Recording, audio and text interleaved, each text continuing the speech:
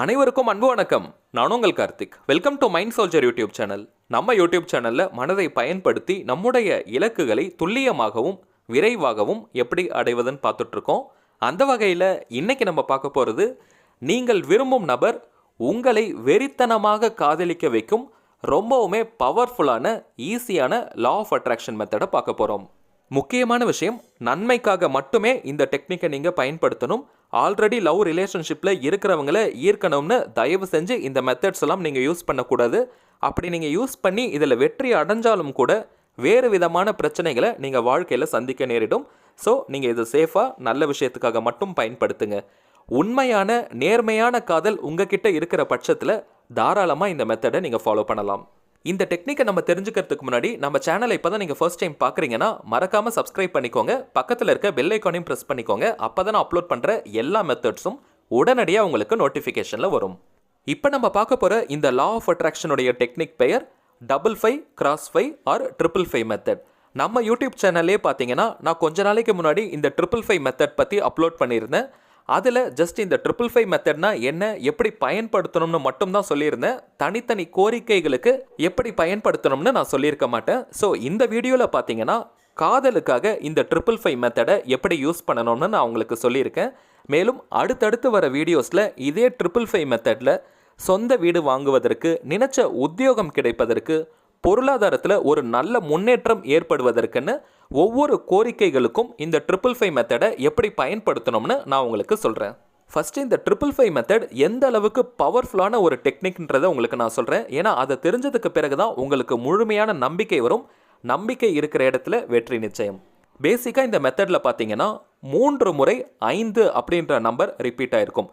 55x5 இதோடைய அர்த்தம் என்னன்னு பார்த்தீங்கன்னா, உங்களுடைய கோரிக்கையை நீங்கள் ஒரு வரியில் எழுதணும். ப்ரெசன்ட் டென்ஸில் ஒரு வரியில் எழுதணும். ஒரு நாளைக்கு 55 முறை நீங்கள் எழுதணும். இந்த மாதிரி 5 நாளைக்கு எழுதணும். ஸோ 55x5ன்றதுடைய அர்த்தம் இதுதான். ஒவ்வொரு எண்களுக்குமே பார்த்தீங்கன்னா ஒவ்வொரு விதமான அதிர்வலைகள் இருக்குது. அதாவது ஒவ்வொரு நம்பர்ஸ்க்கும் பார்த்தீங்கன்னா ஒவ்வொரு விதமான வைப்ரேஷன்ஸ் இருக்கும். அந்த வகையில் இந்த எண் 5 பார்த்தீங்கன்னா எல்லா மதத்திலையுமே ஒரு புனிதமான நம்பராக கருதப்படுது. கிறிஸ்டியானிட்டியை நீங்கள் எடுத்துக்கிட்டிங்கன்னா பைபிளில் இந்த எண் 5 நம்பர் 5 பார்த்தீங்கன்னா 318 இடங்களில் அவங்க குறிப்பிட்டிருக்காங்க.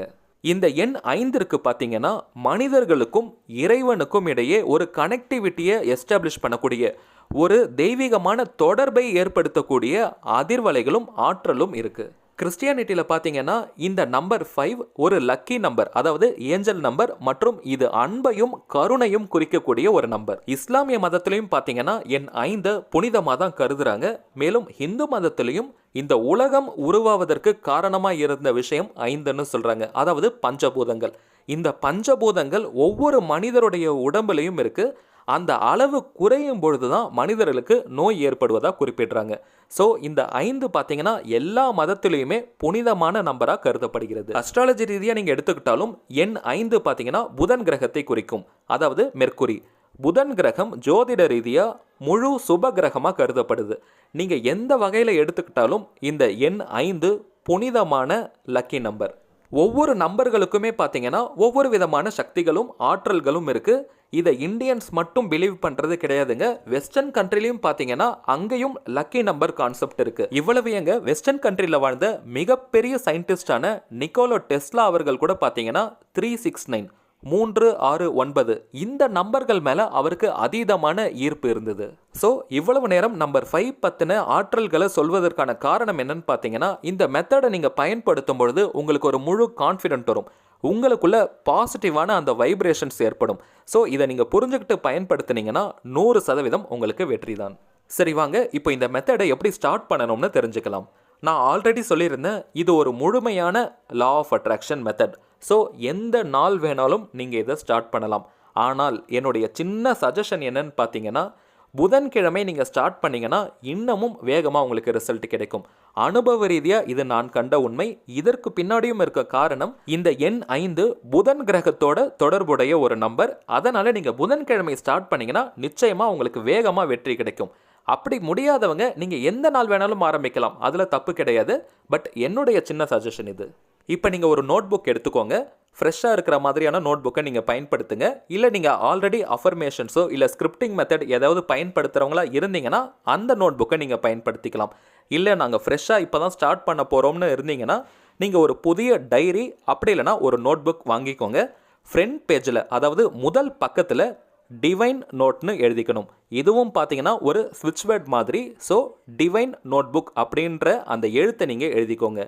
DIVINE divine notebook NOTEBOOK divine நோட்புக்னு அந்த ஃப்ரண்ட் பேஜில் எழுதிக்கோங்க.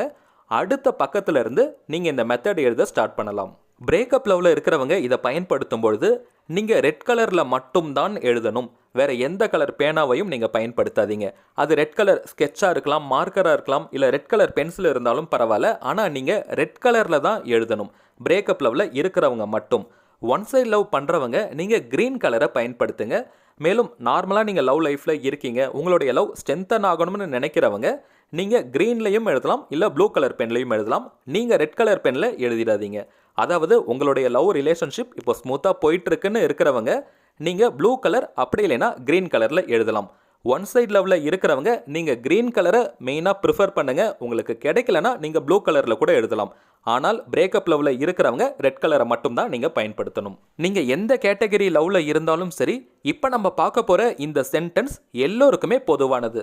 இங்கே நான் அந்த சென்டென்ஸை இங்கிலீஷில் மற்றும் தமிழில் கொடுத்துருக்கேன். உங்களுடைய லாங்குவேஜ் எதுவோ நீங்கள் அந்த லாங்குவேஜில் அப்படியே டிரான்ஸ்லேட் பண்ணி எழுதிக்கோங்க. ஏன்னா அது உணர்வு பூர்வமாக இருக்கணும். உங்களுடைய மொழியில் நீங்கள் எழுதும் பொழுது தான் அந்த உணர்வு பூர்வம் உங்களுக்கு கிடைக்கும். ஸோ இங்கிலீஷில் கன்வீனியண்ட்டாக இருக்கவங்க அதுலேயும் எழுதலாம். தமிழில் எழுத முடிஞ்சவங்க தமிழில் எழுதுங்க. மற்றபடி உங்களுடைய மொழி எதுவோ அதில் நீங்கள் தாராளமாக எழுதலாம். நல்லா ஞாபகத்தில் வச்சுக்கோங்க, ஒரு வரி சென்டென்ஸில் தான் இருக்கணும். அதாவது பேராகிராஃப் மாதிரி இருக்கக்கூடாது. மேலும் ப்ரெசன்ட் டென்ஸில் இருக்கிற மாதிரி தான் அந்த வாக்கியம் இருக்கணும். நிகழ்காலத்தை குறிக்கும் வகையில் தான் அந்த வாக்கியம் இருக்கணும். சரி வாங்க, இப்போ நம்ம தமிழில் அந்த வாக்கியத்தை ஃபஸ்ட்டு தெரிஞ்சுக்கலாம். நேம் இருக்கிற இடத்துல நீங்கள் விரும்பும் அந்த குறிப்பிட்ட நபருடைய பெயரை எழுதிக்கோங்க. நீங்கள் எந்த நேமில் அவங்கள கூப்பிடுவீங்களோ அந்த பெயரை பயன்படுத்திக்கலாம். அது பெட் நேமாக இருந்தாலும் சரி, இல்லை ஷார்ட்டாக ஏதாவது ஒரு நேமில் அவங்கள நீங்கள் கூப்பிடுறதா இருந்தாலும் அந்த நேமை நீங்கள் பயன்படுத்திக்கலாம். நீங்கள் பெயர் சொல்லி கூப்பிடுறவங்களா இருந்தீங்கன்னா அந்த குறிப்பிட்ட நபரை அதிகமாக என்ன பெயர் சொல்லி கூப்பிடுவாங்களோ அந்த நேமை இங்கே நீங்கள் பயன்படுத்திக்கலாம். பெயர் எழுதினதுக்கு பிறகு பக்கத்தில் என்னை உண்மையான அன்புடன் காதலிக்கிறார், பிரபஞ்சத்திற்கு நன்றி.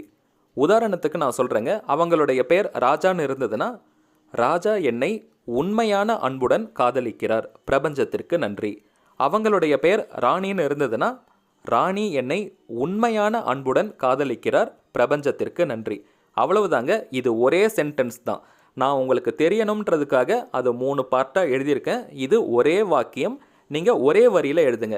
இடம் பத்தலைன்னா நீங்கள் கீழே எழுதிக்கலாம். ஆனால் இது ஒரு சென்டென்ஸ். இதை நீங்கள் ஞாபகத்தில் வச்சுக்கோங்க. அடுத்ததான் நம்ம இங்கிலீஷில் பார்க்கலாம். நேம் யூஸ் பண்ணுறது நான் முன்னாடி சொன்ன அதே கான்செப்ட் தாங்க. வாக்கியம் பாருங்கள்.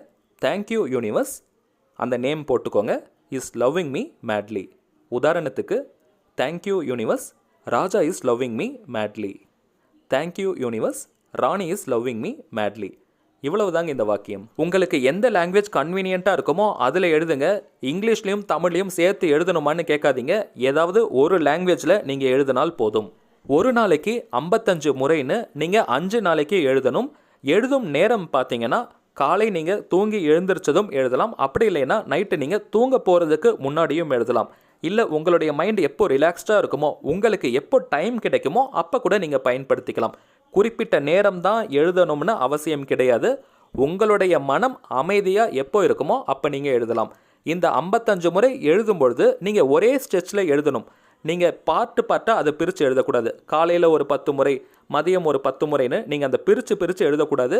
நீங்கள் எழுத ஆரம்பிச்சிங்கன்னா 55 முறை ஒரே ஸ்டெச்சில் எழுதி முடிச்சிடணும். நீங்கள் எழுதும்பொழுது நிறைய பேர் உங்களை சுற்றி நின்று பார்க்குற மாதிரி வச்சுக்காதீங்க.